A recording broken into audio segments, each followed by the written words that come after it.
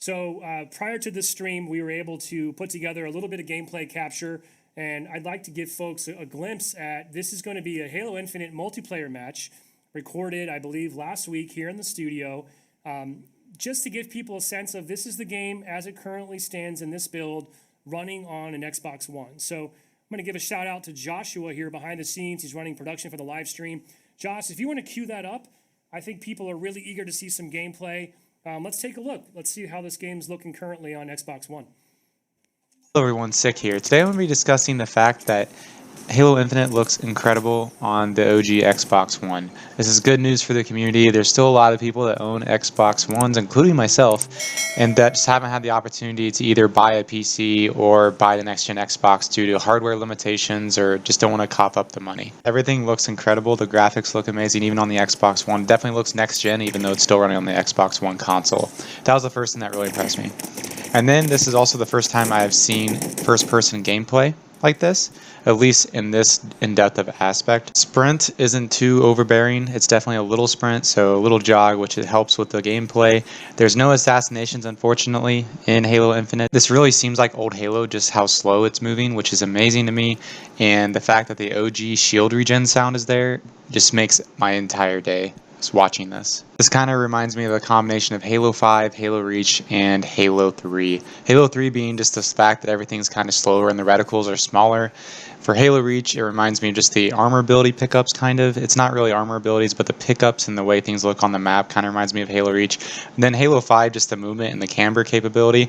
Halo 5 had a horrible campaign, but its multiplayer was actually pretty decent. The most important thing I noticed, which I don't think a lot of people are going to talk about, is the fact that the weapons are balanced. I've seen the Needler be used incredibly well. I've seen the Pulse Carbine used. I've seen the VK-78 Commando used.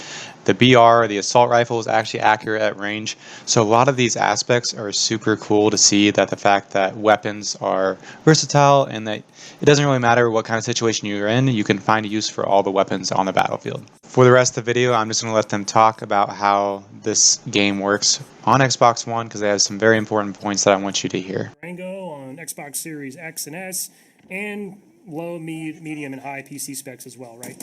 Yeah, so obviously, as I said before, we can't cover every PC spec out there, but we try to have a good range within our testing, and we have folks playing on Xbox Ones regularly, myself included.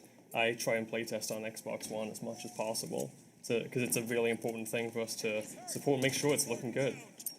Yeah, it really is awesome that we're able to kind of bring that audience forward with us, right? I mean, we know there's obviously a large amount of Xbox One players out there, especially as, frankly, some people I think are still eager to acquire a new console. And with some of the supply chain issues that have come around during the pandemic, not necessarily easy for everyone. So,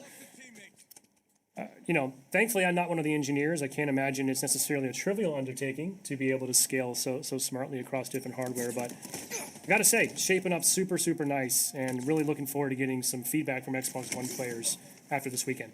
Yeah, absolutely.